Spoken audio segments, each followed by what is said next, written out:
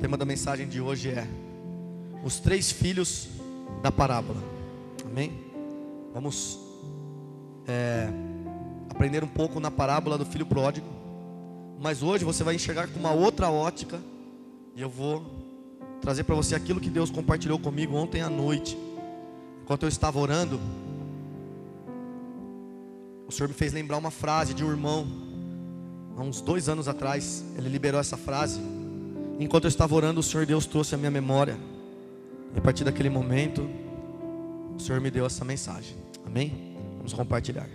Lucas capítulo 15, verso 11 diz assim: Jesus continuou: um homem tinha 2 filhos. Diga, 2 filhos. O mais novo reivindicou do seu pai, dizendo: Pai, dá-me a parte da herança a que tenho direito. E consentindo o pai, repartiu sua propriedade entre eles. Não se passou muito tempo, e o filho mais novo reuniu tudo o que tinha, partindo para terras distantes. E lá esbanjou todos os seus bens, vivendo de uma forma irresponsável. Versículo 14. Coincidentemente, após haver gastado tudo o que possuía, abateu-se sobre toda aquela região uma grande fome, e ele começou a passar muita necessidade. Por esse motivo, foi empregar-se com um dos cidadãos daquela região, que o mandou para o campo, a fim de cuidar dos seus porcos. Ali chegou a ter vontade de encher o estômago com as vagens de alfarrobeira, com as quais os porcos eram alimentados. No entanto, ninguém lhe dava absolutamente nada. Foi quando, caindo em si, falou consigo mesmo: quantos empregados de meu pai têm comida com fartura, e eu aqui morrendo de fome? Levantar-me-ei e tomarei o caminho de volta para o meu pai, e ao chegar lhe confessarei: Pai, pequei contra o céu e contra ti, não sou mais digno de ser chamado teu filho, mas trata-me como um dos teus empregados ou trabalhadores. Logo em seguida levantou-se e saiu na direção do pai, e vinha caminhando ele ainda distante, quando seu pai o viu, e pleno de compaixão, correu ao encontro do seu filho, e muito o abraçou e o beijou. Então o filho lhe declarou: Pai, pequei contra o céu e contra ti, já não sou mais digno de ser chamado teu filho. Entretanto o pai ordenou-lhe aos servos: trazei depressa a melhor roupa, vesti-o com distinção, ponde-lhe o anel de autoridade e as sandálias de filho. Também trazei o novilho gordo e o preparai. Comamos, façamos uma grande festa e regozijemo-nos, porquanto este meu filho estava morto e voltou à vida, estava perdido e foi encontrado. E então começaram a celebrar o seu regresso. Entre mentes, o filho mais velho estava no campo, e quando foi se aproximando da casa do pai, ouviu o som da música e das danças. Então chamou um dos seus servos e indagou-lhe sobre o que estava acontecendo. Versículo 27. Este informou: teu irmão regressou, e teu pai mandou matar um novilho gordo, porque o recebeu de volta são e salvo. Mas o filho mais velho encheu-se de ira e negou-se a entrar. Então o pai saiu e insistiu com ele. Porém ele replicou ao pai: há tantos anos tenho trabalhado como um escravo para ti, sem nunca ter desobedecido a uma só ordem tua. Contudo, tu nunca me ofereceste nem ao menos um cabrito, para que eu pudesse festejar com meus amigos. No entanto, chegando em casa esse teu filho, que pôs fora os teus bens com prostitutas, tu ordenaste matar um novilho gordo para ele. Então lhe arrazoou o pai: meu filho, tu sempre estás comigo, e tudo que eu possuo é igualmente teu. Porém, nós tínhamos que celebrar muito a volta deste teu irmão, e regozijarmos-nos, porque ele estava morto e reviveu, estava sem esperança e foi salvo. Eu vou falar sobre 3 filhos nessa parábola. A princípio, nós estamos enxergando apenas 2 filhos, sim ou não? 2 filhos. O filho pródigo, e o filho mais velho. Só que tem um terceiro filho nessa parábola. Quem sabe quem é o terceiro filho? A pessoa que está contando a parábola. É o Filho de Deus, o nome dele é Jesus. Então o contraste dessa parábola, nós vamos aprender com os três filhos: com o filho pródigo, com o filho mais velho e com o filho chamado Jesus. Porque o pai da parábola do filho pródigo, ele está simbolizando como se fosse o próprio Deus. Então Jesus está falando sobre três tipos de filhos que nós encontramos hoje na igreja. Deus está falando nessa parábola, por intermédio daquilo que Jesus Cristo escreveu, sobre três tipos de pessoas que se denominam filhos, são chamados de filhos e se comportam de maneiras diferentes. Então, como filhos de Deus, nós temos que entender qual é a vontade do nosso Pai e como nós devemos viver de uma forma que vai agradar ao Pai. Eu aprendo nas Escrituras Sagradas, de uma tradução que vem do grego, dois tipos de filhos, significados sobre filhos. O primeiro significado de filho está em João capítulo 1, versículo 12, que diz assim: que a todos quantos o receberam, deu-lhes o poder de serem feitos filhos de Deus, a saber, aqueles que creram no seu nome. Então, João capítulo 1, versículo 12, fala sobre filho. E nessa palavra filho, no grego está escrito teknon. O significado do termo teknon, como eu já expliquei em outras pregações, ele tem duas interpretações: um filho recém-nascido, ou um bebezinho, ou um filho imaturo. Então ele vai falar de duas interpretações sobre filho. Recém-nascido, nós falamos de um filho que acabou de nascer, é chamado de um filho inocente, um filho que não compreende. Sabe aquela pessoa que está nos primeiros passos na sua caminhada com Cristo? Esse é chamado de teknon. Ele recebeu, deu-lhes o poder de serem feitos filhos de Deus, porque ele creu em Deus. Então os seus primeiros passos são passos de uma pessoa inocente, uma pessoa que não compreende as coisas ainda, mas que aos poucos ela vai ser esclarecida. E um outro termo, uma outra interpretação sobre teknon, é aquele filho que, apesar de já ter nascido há um tempo, ainda continua na imaturidade. Por quê? Porque ele não quer entender a vontade do pai, ou ele ainda não quer obedecer ao pai. Então nesse termo em grego ainda é chamado teknon. Então fala de filho imaturo. Então nós temos dois tipos de filho que nós encontramos no grego na palavra teknon. Só que também existe uma outra palavra chamada filhos em Romanos capítulo 8. Em Romanos capítulo 8, Paulo descreve um filho que é chamado ruios no grego. O que significa ruios? Ruios significa filho maduro, ou seja, que ele atingiu a maturidade, não da estatura de idade, mas a maturidade de compreender a vontade do pai. Então quando ele fala que os filhos que o mesmo Espírito testifica com o nosso espírito que nós somos filhos de Deus, quando ele fala de testificar, ele fala de compreender que nós somos filhos e que nós temos que caminhar segundo as orientações do nosso pai. Ficou bem claro até aqui? Então ele está falando de um filho que não só entende a vontade do pai, mas deseja caminhar segundo as orientações, as instruções que vêm do pai. Então hoje nós vemos filhos teknon, que nasceram novos, igual o Felipe. O Felipe é um teknon. Por quê? Porque ele ainda não compreende algumas coisas. Então ele está no processo de aprendizado. Ele vai começar a engatinhar daqui a alguns meses. Vai começar a engatinhar. Daqui a pouco eu vou dar a mão para ele andar. Mas vai chegar um momento que ele vai ter que se tornar um ruios. Ele vai ter que andar sozinho na vontade do pai.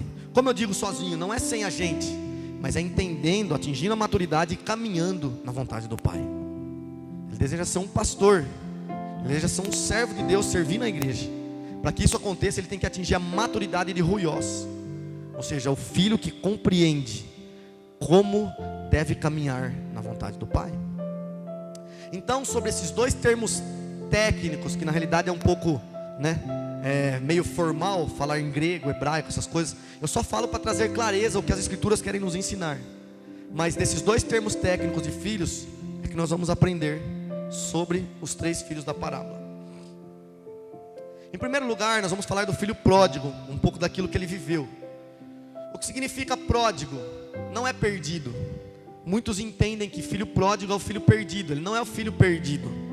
Pródigo significa esbanjador, gastador. Entende? Se você for pregar lá o significado de pródigo, significa esbanjador. Por que ele foi chamado de filho pródigo? Porque ele esbanjou, ele gastou todo o bem que o seu pai tinha dado. Mas o que ele fez no princípio dessa parábola foi uma coisa muito terrível e muito abominável diante dos olhos dos judeus. Por quê? Ele pediu a herança para o seu pai antes do pai ter morrido. Diante da lei judaica e da lei romana da época, isso era algo ilegítimo, não era permitido. Ele não poderia reivindicar os seus bens antes que o pai morresse. Então a atitude dele de pedir para o pai os bens, ele quis declarar a morte do pai dele. Entendeu, irmãos? Ou seja, não me importa quem o Senhor é, me importa o que o Senhor me dá. Vamos fazer um paralelo com os dias de hoje. Quantas pessoas não têm servido a Deus e chamado Deus de Pai, e tão pouco têm se importado quem é Deus, e somente dizendo, me importa o que Ele me dá. Importa se Ele me der, eu não estou nem aí, se Ele quer. A mentalidade das igrejas aí fora tem criado filhos pródigos. O que é filho pródigo? É aquele filho que não se importa com o pai, aquele filho que não ama o pai de verdade, mas ele é um filho que só está interessado naquilo que o pai pode dar. A igreja aí fora não sabe, mas tem criado uma geração de filho pródigo. Desses 3 tipos de filhos que eu vou compartilhar com vocês, a geração mais nociva que está se manifestando aí fora são aqueles filhos como pródigo. Pai, me dá uma casa. Pai, me dá um carro. Pai, me dá alguma coisa. Pai, me dá, eu quero gastar. Muitos das pessoas que eu conheci na minha caminhada cristã, que servem a Deus, e no tempo da sua caminhada Deus permitiu com que ela ganhasse alguma coisa, se afastaram da presença dele. Tinha um amigo meu que ele era muito crente, muito, demais. É um dos caras que tinha o maior coração que eu já vi na minha vida. Ele era líder do ministério Pão do Céu e Pão da Terra. Ele era meu líder. Um dia ele ganhou um pouquinho de dinheiro. Ele ganhava um salarinho de uns 1.500, 2.000 reais. Ele foi ganhar 7, 10 mil. Sabe o que ele fez? Virou as costas para tudo o que ele tinha se tornado com Deus. Foi esbanjado de verdade, igual o filho pródigo, com mulheres, com coisas.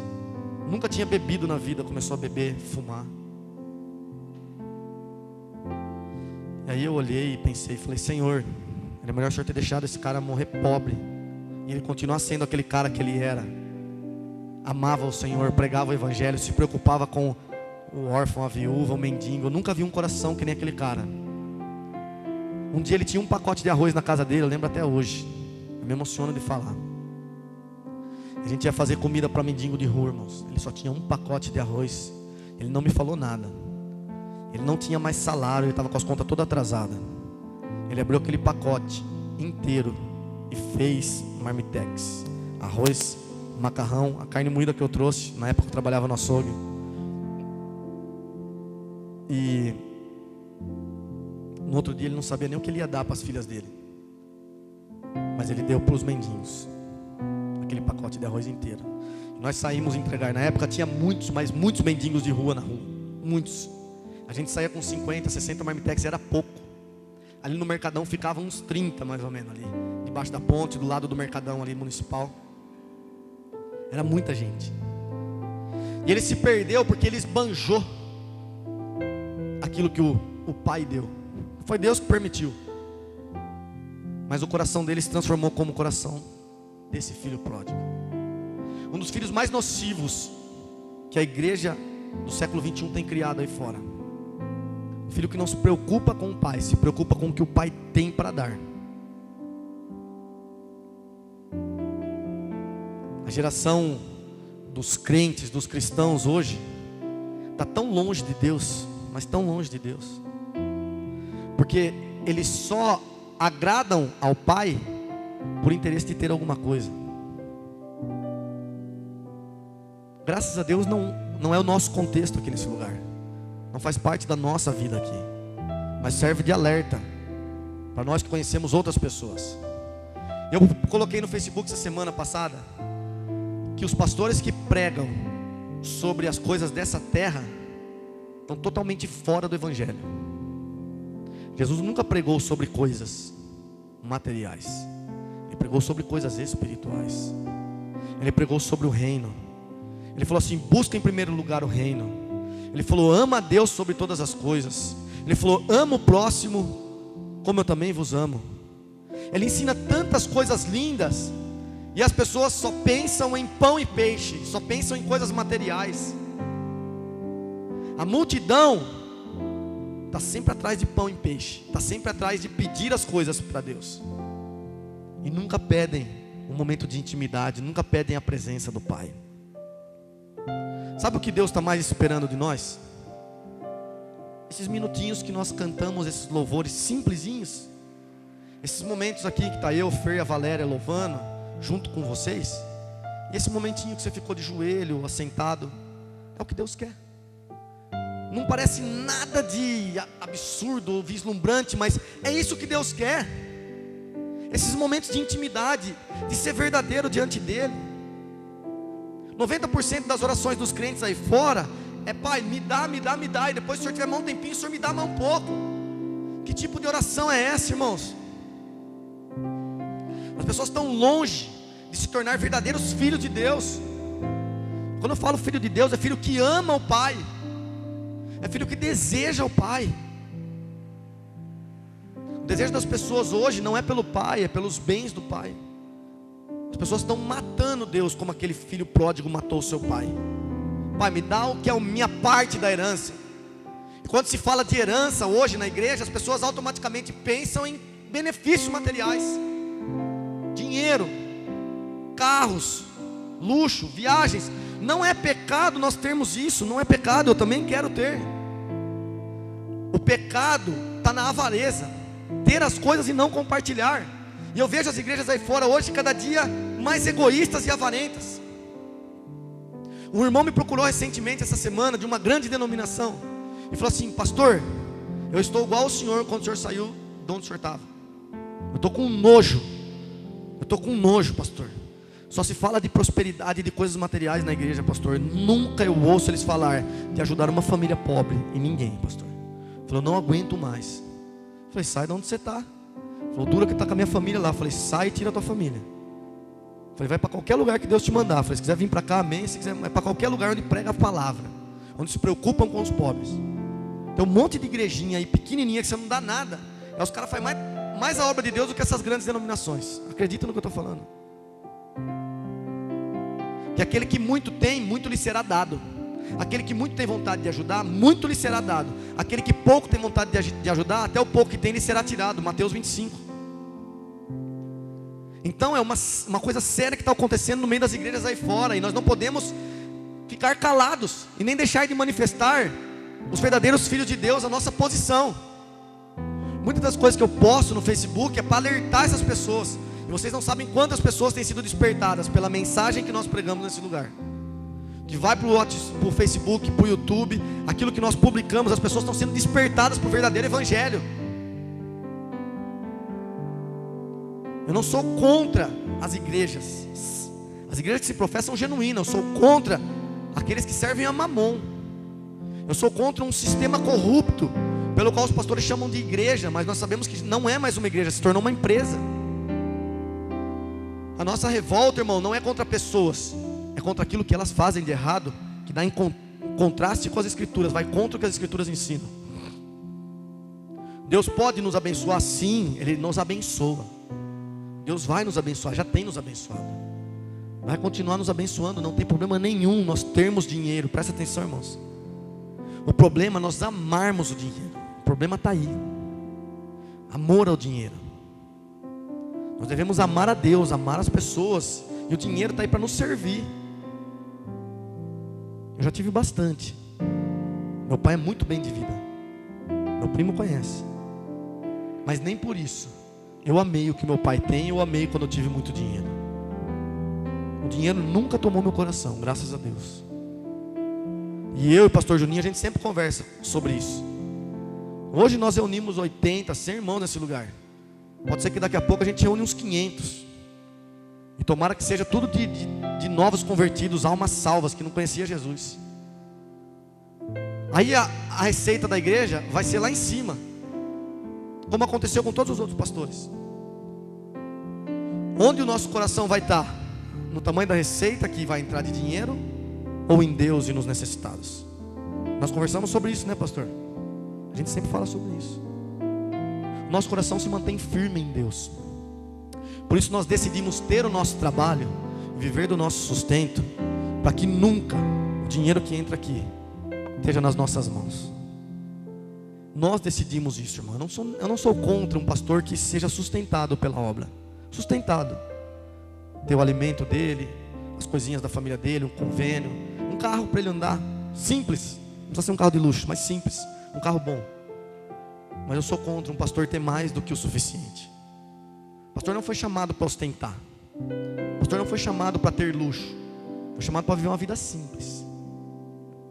Por isso eu e o pastor Juninho decidimos trabalhar. E se entrar, irmãos, qualquer valor nesse lugar, todo valor que entrar aqui, irmãos, nós vamos construir casa. Nós vamos mandar para a obra missionária no Nepal e na Índia. Nós vamos fazer evangelismo de rua. Nós vamos comprar muita cesta básica para o Vale do Ribeira. Nós vamos expandir o evangelho. Nós vamos dar treinamento para pastores, para líderes, para pregar o evangelho lá fora. Vamos ajudar quem precisa. Esse é o desejo do nosso coração. O pastor Juninho falou assim para mim há 2 anos atrás, chorando, em lágrimas, lá no Vale do Ribeira. Chorando, ele falou assim: Zé, tudo que eu quero na minha vida é ter dinheiro para sustentar o reino, para sustentar a obra de Deus, para ajudar o órfão, a viúva. Zé, eu quero ter dinheiro para isso, Zé, para mais nada.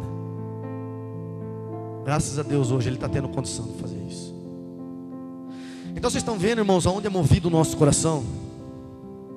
Vocês estão vendo quanto é nocivo o filho pródigo, o filho que se interessa nas coisas do pai, mas esbanja aquilo que o pai dá. E quando eu falo para a gente se unir, comprar cesta básica, meu primo falou: passa na loja, eu vou te dar 20 cesta básica. Eu falo: Deus do céu, a Luciana e a Mara, o Salles e a Marineide, a Valéria, o Neto, o André, a Andréia, a Laine, o Neto e a Cíntia, o pastor Juninho, o Fer, todos os irmãos.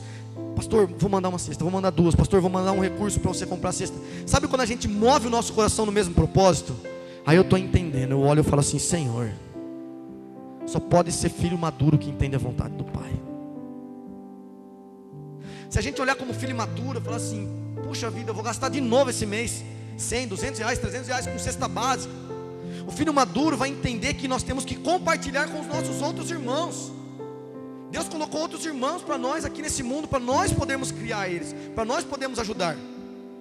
E quando eu falo que não existe compatibilidade entre riqueza e cristianismo, a não ser que a nossa riqueza seja destinada ao reino de Deus, eu falo com toda a verdade do meu coração. Toda a verdade do meu coração. Desejo que isso aconteça. Quando meu primo falou: vem buscar 20 cesta básica, eu falei: meu Deus, eu tenho que me mover para dar uma boa quantidade. Não para não ficar atrás ou na frente, não. A questão não é essa quantidade. A questão é o coração se mover no mesmo propósito. Todos nós temos 2, 3, 4, 5 refeições por dia. No Vale do Ribeira, quando o pastor Juninho foi lá na casa do Bruno e da família deles, eles não tinham o que comer. A Andréia estava lá. Nós chegamos aí em casas no Vale do Ribeira, irmãos, que de verdade a gente colocava a cesta básica em cima da mesa.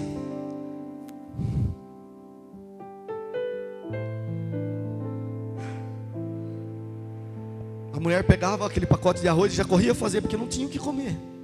De verdade. Você sabe o que é a criança ficar 2 dias às vezes sem ter comida para comer, irmão? Farinha, fubá. Uma mulher contou para nós uma vez que ela fez barro com fubá, Juninho, era barro com fubá, para dar para o filhinho dela comer, para ele não parar de chorar. lá no Vale do Ribeira. Vocês veem quantas casas que nós entramos naquele lugar, irmãos? Quantos lugares que nós fomos, mas muito demais, demais. Eu vou no Vale do Ribeira, às vezes eu vou orar, eu começo a chorar. Antes da gente começar o trabalho missionário, eu começo a orar. Aí eu falo, Jesus, a pobreza aqui ela é tanta, é tão grande que eu não sei o que eu faço. E a gente queria alcançar o maior número de pessoas naquele lugar. A gente precisa que a igreja tenha filhos maduros, filhos que entendem que o Pai quer que nós estejamos lá. O Pai quer. Eu desafio todos vocês a um dia estarem lá. Conversa com quem já foi.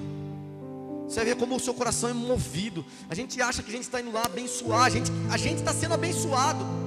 Nós somos muito abençoados quando nós vamos naquele lugar. Nós voltamos dando valor para a vida. Nós voltamos enxergando o reino de outro jeito. Nós olhamos para nós e dizemos: quanto eu sou abençoado, quanto eu sou afortunado. Eu tenho que fazer alguma coisa para aquelas pessoas. O pastor Juninho falou assim: Zé, eu vim aqui outras vezes no Vale do Ribeiro, no começo, com outros irmãos. Nunca nós persistimos no trabalho, porque os irmãos não se importavam. Era só eu que queria fazer. Eu movia uma igreja, movia outra, e ninguém me acompanhou. Falei: Juninho, pela minha vida eu juro, até o último fôlego meu de respirar, nós vamos vir todo mês aqui nesse lugar. Foi ou não foi, bispo? Nós vamos vir todo mês, vamos assumir um compromisso. Nós não vamos mais parar esse trabalho. Nós vamos vir aqui todo mês. Nós vamos trazer alimento para essas famílias. Nós vamos trazer a palavra. Nós vamos amar esse povo aqui que está do lado de um monte de igreja e de um monte de cidades que poderiam ajudar eles e não ajudam. Mas nós vamos amar esse povo. Faz 2 anos nós estamos indo lá. E cada dia Deus nos surpreende, tanto com os recursos que saem daqui, quanto o reino de Deus sendo estabelecido naquele lugar. Quantos podem dizer glória a Deus?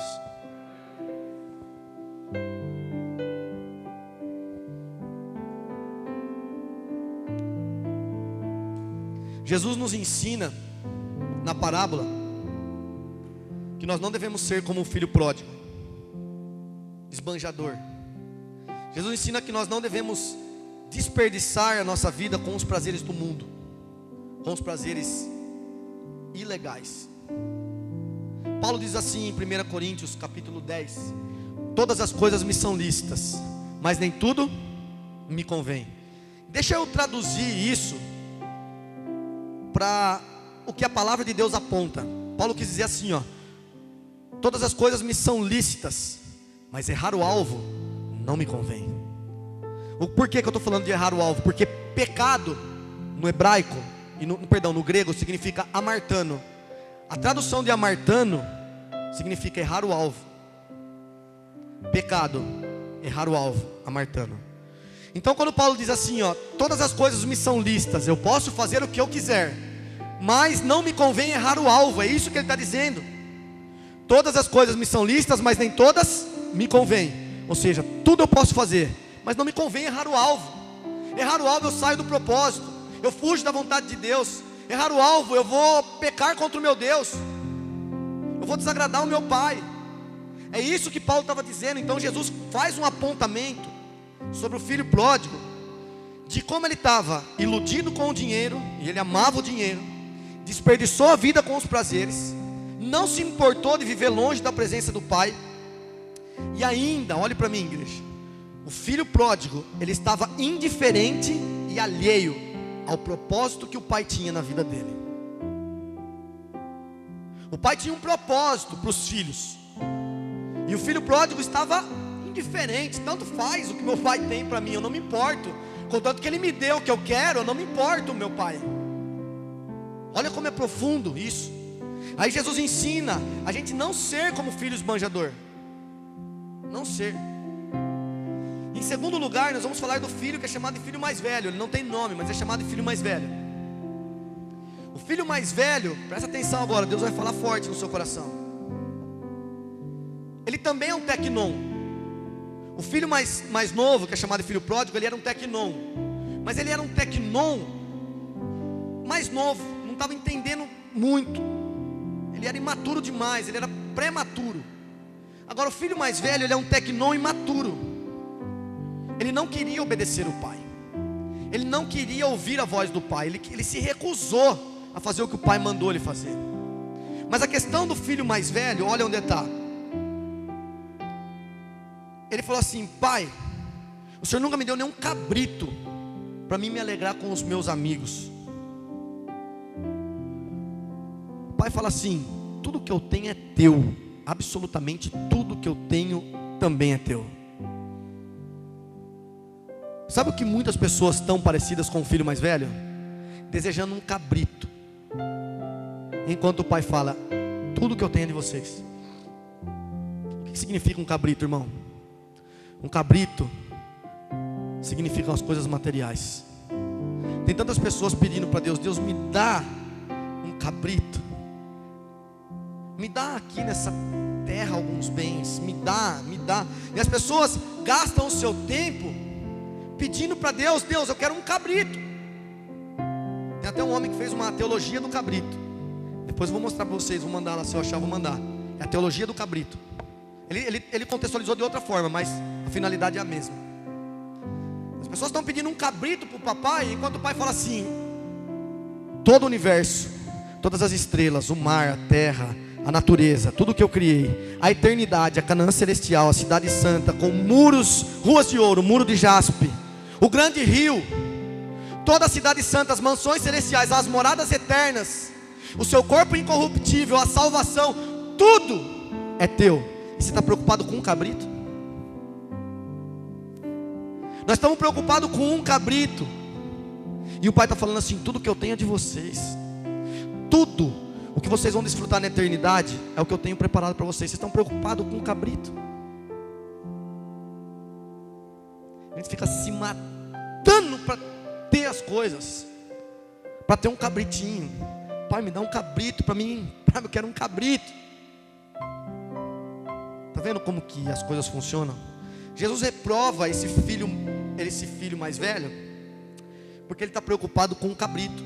Ele ficou com inveja do pai ter dado alguma coisa, um novilho cevado, quando o filho voltou. Ele falou assim: eu queria nem que se fosse um cabrito, mas me dá. O pai fala: tudo que eu tenho é teu. Se um dia você olhar para uma pessoa passando na sua frente de Ferrari, de Lamborghini, Land Rover, ou se você passar na frente de uma mansão, e você mora numa casa de 2 cômodos, e você passar na frente de uma mansão e falar: pai, eu queria ter uma casa dessa, pai, eu queria uma Land Rover dessa, o senhor deu para esse cara, e o senhor não dá para mim? Você está na teologia do cabrito, irmão. Você está querendo um cabrito, enquanto o pai fala: viu, presta atenção, uma Ferrari, uma Lamborghini, um carrinho desse daí, é pequeno perto do que eu tenho para você na eternidade. É pequeno perto daquilo que eu preparei para quem é meu filho de verdade, o filho maduro, o filho que me ama. Esse é o contexto das Escrituras. É para isso que Deus quer nos chamar a atenção nessa noite. Tudo que Deus preparou é teu, meu irmão. As 7 maravilhas do mundo pertencem a mim e a você. Todas as estrelas do céu, as águas do oceano, tudo pertence a mim e a você. O que nós vamos desfrutar na eternidade, onde não haverá choro, não haverá ranger de dentes, não haverá pranto, não haverá luto, não haverá mais morte. Nós seremos eternos com Deus. O que são 120 anos nessa terra, perto da eternidade que Deus preparou para nós. Eu entendo que só os filhos maduros vão desfrutar disso, porque quem está preocupado com o cabrito e quem está preocupado em esbanjar, eu não sei nem se pode ser chamado de filho. Porque onde está o teu coração, onde está o teu coração estará o teu tesouro. Se o nosso coração está nas coisas, o nosso tesouro são as coisas. Mas se o nosso coração está em Deus, o nosso tesouro é Deus. Os irmãos estão entendendo nessa noite? E o filho mais velho, ele é um filho murmurador, ele só reclama. Pai, o senhor deu para mim, o senhor deu para ele e não me deu. É um filho que não pode ver a felicidade do outro, não pode ver a alegria do outro. É um filho injusto que não está disposto a perdoar. O irmão saiu lá fora, esbanjou tudo, mas num determinado momento ele se arrependeu e voltou.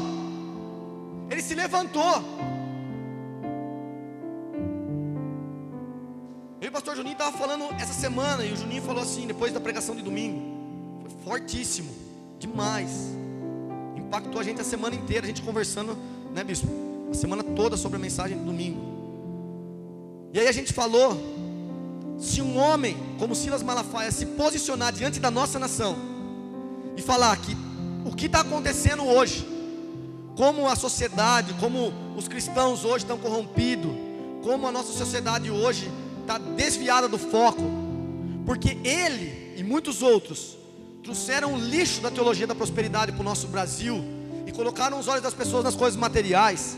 Se ele assumir a responsabilidade de falar diante das pessoas, Silas Malafaia, se for para o YouTube, Malafaia, se você me assistir um dia, você vai ver, faz isso daqui que a gente está falando para você. Chega diante da nação e fala assim: eu sou o culpado, responsável por ter trazido esse lixo da teologia da prosperidade para o nosso Brasil. Lá do T.L. Osborne, veio do Kennedy Reagan, o Kennedy Copeland, daqueles caras dos Estados Unidos que trouxeram, eles proliferaram essa teologia, esse lixo da teologia da prosperidade, que faz você fazer uma barganha, você trocar com Deus, você só pensar em coisas. E se o Silas Malafaia estiver disposto a falar diante da nação e influenciar todos os líderes, pastores que estão perto dele, falar: nós vamos parar de pregar esse lixo, vamos pregar o evangelho do reino de verdade. A eternidade, as coisas corretas são o que Jesus falou sobre o reino de Deus, sobre ajudar o pobre, o órfão, a viúva, sobre pregar o evangelho, sobre viver uma vida santa, sobre coisas espirituais e não mais materiais.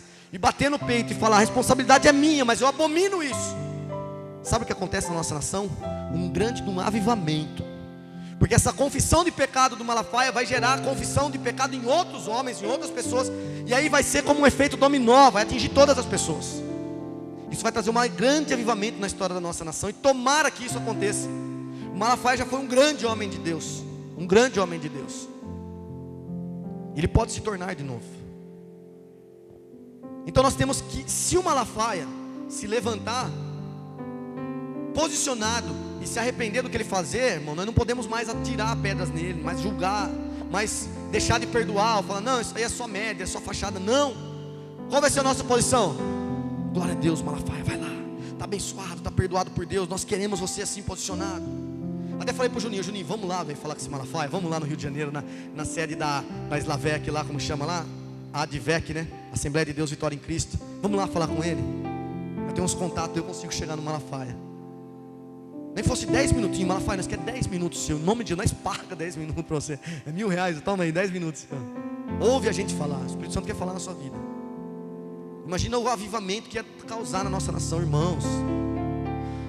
E eu acredito que pode acontecer isso. Nós temos que estar dispostos a perdoar de verdade. Porque senão a gente vai ser igual o filho mais velho, imaturo. Não conseguiu perdoar o irmão, não conseguiu ver a felicidade do irmão. Ele está na casa do pai, mas ele não tem relacionamento com o pai. O filho mais velho não tem relacionamento com o pai. Está todo dia ali fazendo um monte de coisa, mas não tem relacionamento com o pai. Por isso que nós achamos um equilíbrio. Nós temos que trabalhar, fazer obra missionária, evangelizar, dar comida para quem tem fome, bebida para quem tem sede, ajudar as pessoas. Mas ao mesmo tempo nós temos que ter um equilíbrio de ter vida de oração. Por isso que eu chamo os líderes, os irmãos, para estarem conosco na vigília. Porque tem que ter esse equilíbrio. Relacionamento com o pai. Lá fora só vai ser um resultado daquilo que nós temos de relacionamento aqui. Entende, irmãos? Nós vamos ouvir a voz do pai falando: vai lá fora, faz isso, faz aquilo. A direção vai vir do pai. Tem que vir do pai. Tem que haver um equilíbrio sobre isso. Então por isso eu conclamo os líderes: vamos estar juntos, vamos orar, vamos buscar. Toda bendita sexta-feira eu estou aqui. Pode cair o mundo, está chovendo bastante sexta ainda. Vamos orar, vamos ter relacionamento com o pai. Era algo que o filho mais velho não tinha relacionamento com o pai, e ele precisava ter. Porque o pai falou: você não está entendendo, nem tudo que eu tenho é teu. Eu falo para vocês hoje, irmãos, tem relacionamento com o pai para entender. Tudo que Deus preparou é para mim e para você. Olhos não viram, ouvidos não ouviram, e jamais penetrou no coração do homem aquilo que Deus preparou para aqueles que o amam. Quantos amam o Pai de verdade? Foi isso que o Pai preparou para nós. 1 Coríntios capítulo 1, versículo 9. Então, não fica olhando mais para o cabrito igual o filho mais velho, mas olha para tudo que o Pai tem para te dar. Um dia eu vou pregar uma mensagem, espero que seja em breve, que Deus me dê ela. verdade eu já tenho ela escrito, mas eu quero que Deus me traga o direcionamento para o momento. Sobre herança, recompensa e galardão. Para vocês entenderem tudo que Ele preparou para nós na eternidade. É muito forte. Eu ministrei num seminário de escatologia em 2009. Eu tenho até hoje guardado esse material, é muito forte. Vocês vão entender a diferença entre herança, galardão, recompensa. Na realidade, galardão e recompensa é igual. Mas a gente vai entender muito do que Deus preparou para nós. E acredite, isso vai acender a chama do seu coração ainda mais. E o terceiro filho, que é o filho que conta a parábola, é o filho ruiós. O filho ruiós é o próprio Jesus. Ele é o filho perfeito. Ele era o unigênito do pai. Ele era o único filho que o pai tinha. Mas ele se tornou o primogênito de toda a criação. Ele se tornou o primeiro filho. Então, de Jesus nós somos irmãos. E Ele é o nosso irmão, que nos dá exemplo. E Jesus nos ensina, nessa parábola, sobre o verdadeiro arrependimento do filho pródigo. Ele se arrependeu, ele caiu em si e disse: Pai, pequei contra os céus e contra ti, já não sou nem digno mais de ser chamado teu filho. Me trata nem que for igual aos seus empregados, mas me aceita de volta. Então o verdadeiro arrependimento é a marca verdadeira de um filho de Deus. O arrependimento é a marca verdadeira de um ruiós. Pai, eu errei. Eu não vou falar que você vai ser perfeito daqui para lá, porque eu vou estar mentindo, nem eu vou ser perfeito. Mas se em algum momento a gente pecar contra o Pai, se em algum momento a gente errar, que a gente possa dizer: Pai, pequei contra ti, caí em si de verdade, me perdoa, eu quero levantar na onde eu caí, eu quero que o Senhor me perdoe na onde eu errei, e assumir um posicionamento a partir daí. Eu compartilhei com o Jean hoje. Ele falou assim: o que você estava fazendo? Com quem você estava conversando? Eu falei: peraí que eu estou atentando com um cara aqui. Ele falou: não, mas o que você está fazendo aí e tal? Eu falei: Jean, eu estou consertando algo que eu errei lá atrás.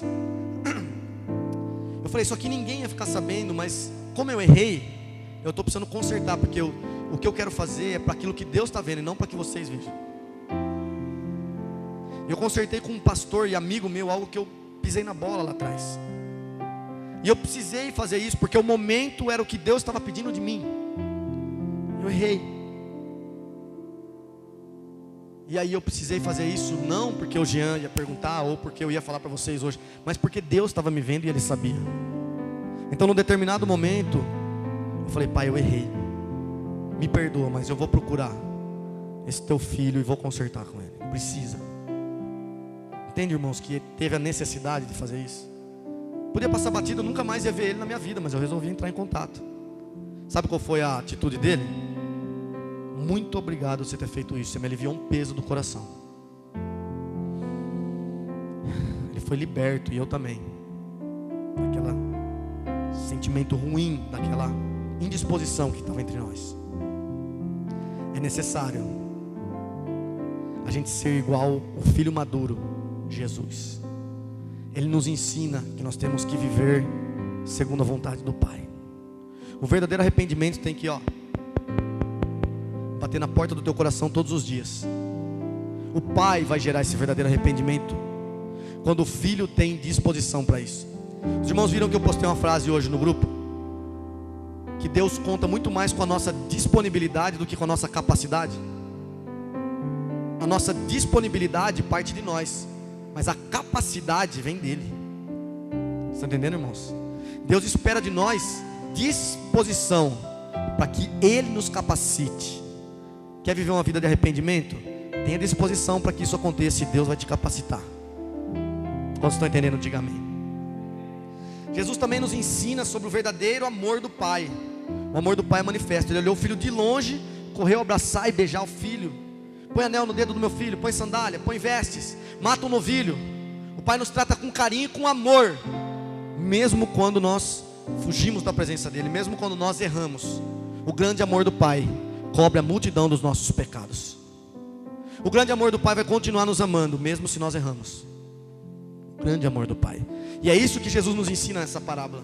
Ele nos ensina a viver na presença do Pai e obedecer ao Pai. Nos ensina a obediência nessa parábola. A obedecer o Pai, a viver segundo aquilo que o Pai deseja. o que o Pai destinou, o que o Pai estabeleceu. Muitas vezes os filhos desejam viver como eles bem querem fazer, mas o Pai estabeleceu um padrão para que seja vivido. E diga assim: o padrão de obediência está nas Escrituras Sagradas. Quantos leem as Escrituras? Então viva segundo o padrão de obediência dela.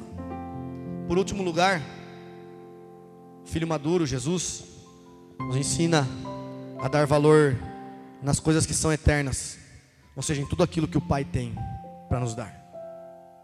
Jesus nos ensina a dar valor em tudo que o Pai já nos deu. Jesus nos ensina grandes coisas, porque Ele é o filho mais velho, que é todo exemplo e referência para nós. Ele é o nosso filho, Ele é o nosso irmão, que nos dá referência de como nós vivemos para agradar o nosso Pai. Com os 3 filhos da parábola, pródigo, o mais velho e o filho maduro, decida ser igual ao filho maduro, e não como filho pródigo, nem como filho mais velho. Quantos entenderam, digam amém. Feche os seus olhos, curva a sua cabeça nesse momento.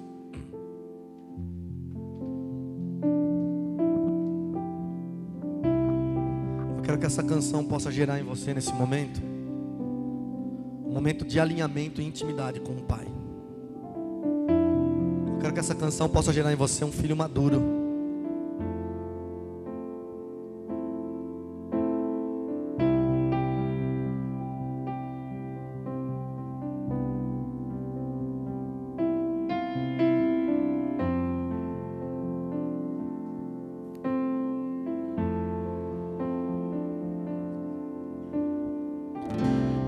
Mais real que o chão que eu piso.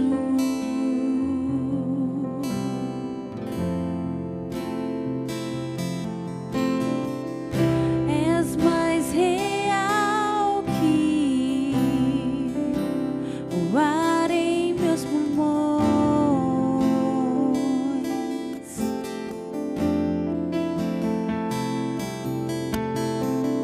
Teus pensamentos me definem. És tudo para mim. És a minha realidade.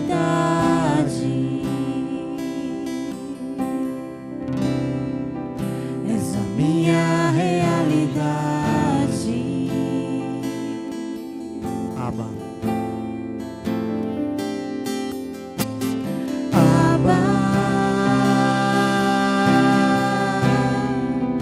Eu pertenço a ti.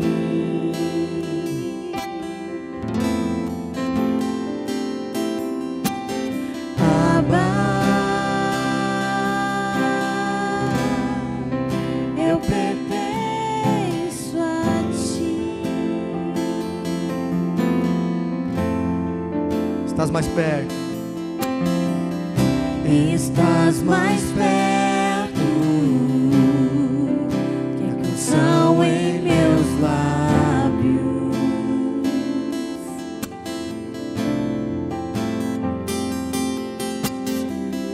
Estás mais perto que a pele em meus ossos. Teus pensamentos, declare. Teus pensamentos me definem. És tudo para mim. És a minha realidade. Declare isso para o seu Pai nessa noite. És a minha realidade. Abba.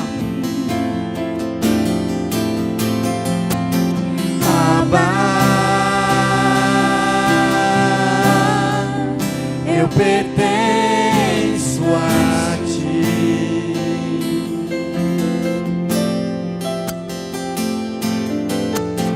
Abba, eu pertenço a ti. mais real, vamos declarar. És mais real que o chão que eu piso.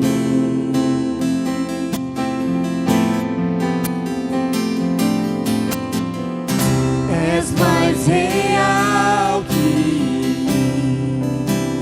o ar em meus pulmões. Agora você declara: teus pensamentos me definem. Vamos lá, igreja. Teus pensamentos me definem.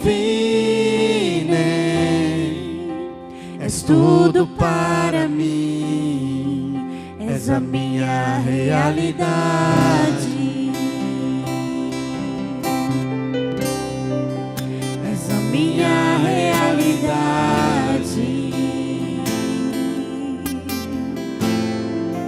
Abba.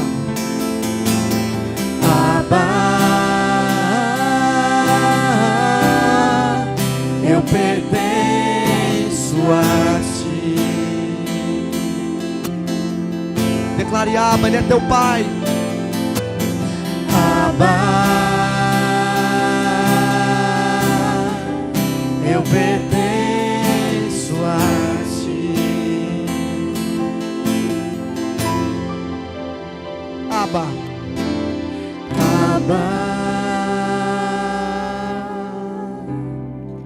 Eu pertenço a ti. És a minha realidade. És a minha realidade. Sim, tu és. És a minha realidade.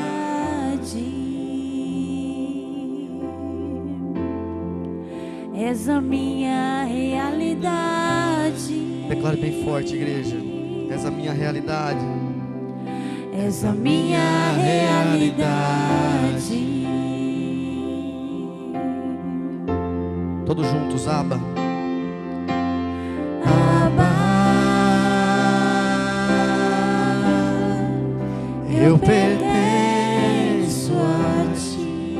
Porque eu não sou igual ao filho pródigo, Senhor. Abba.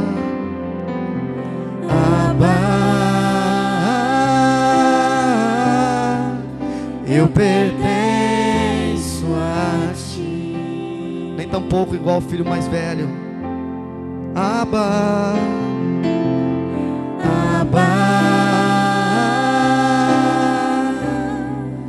Eu pertenço a ti. Nós somos igual ao filho maduro. Declare: Abba.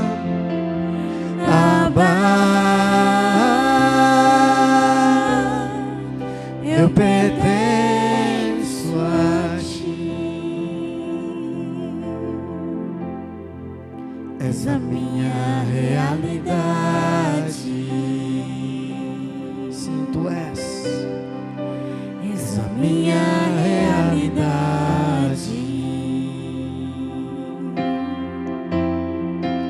És a minha realidade.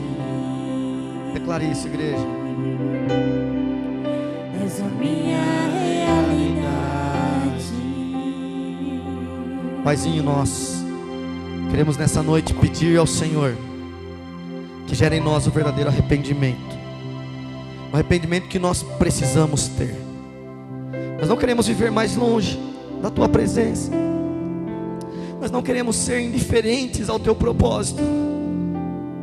Nós não queremos, meu Pai, ser apenas interesseiros e esbanjar aquilo que o Senhor nos dá, e nem tampouco murmuradores para reclamar sobre o cabrito.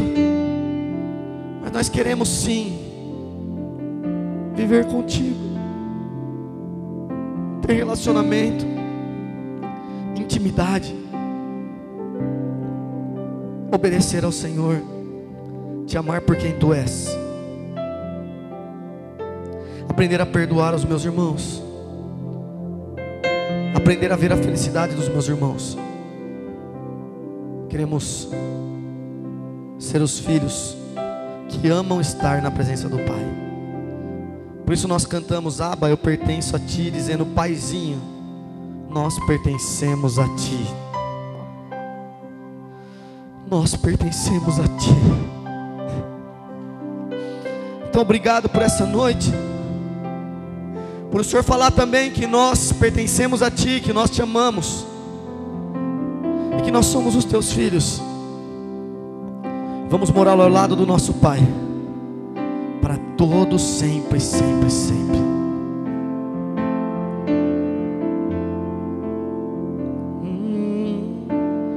Abba,